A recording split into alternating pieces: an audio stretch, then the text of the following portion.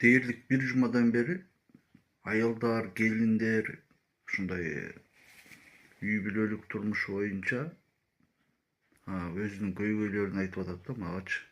Мен эми таксиде иштейм, ошон үчүн анан билбейм, эми мындай бир боорукер, мээримдүү адам көрүнөт окшойм да, мне кажется.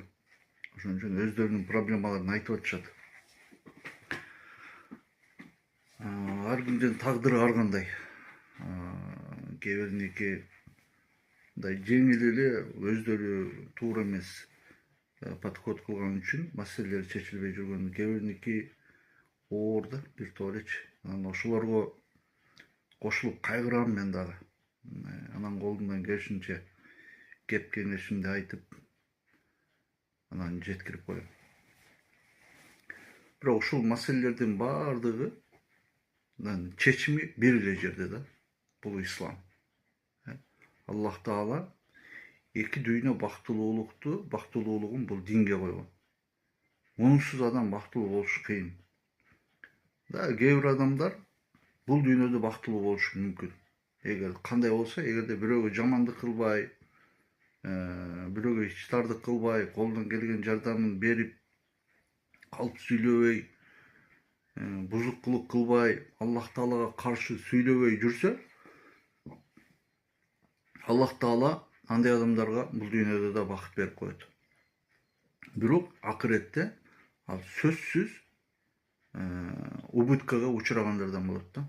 Ал сөзсүз андай адамдар ошол өзүнүн кылган жакшылыгына жараша бүт жакшылыкты ушул дүйнөдө алат. Кийин акыретте аларга эч нерсе болбойт. Эч кандай жакшылык болбойт акыреттечи. Алар даже суроо жоопсуз түптүз тозокко кетет.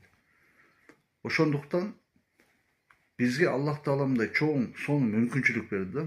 Бул дүйнөдө дагы бактылуулукту сезип, анан акыретте толук эч кандай кам, кыжалатчылык жок, оору жок, каарылык жок, бейишти жашап, өмүр бою бактылуу болгонду бизге сунуш кылып атат да.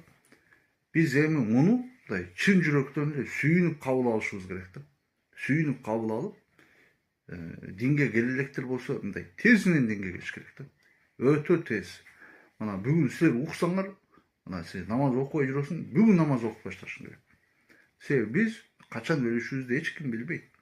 Эртең өлүп кала турган болсок, мисалы сен намаз окубай жүргөн болсоң, сенин намазың жок болсо, сенин будущим өтө опасный да.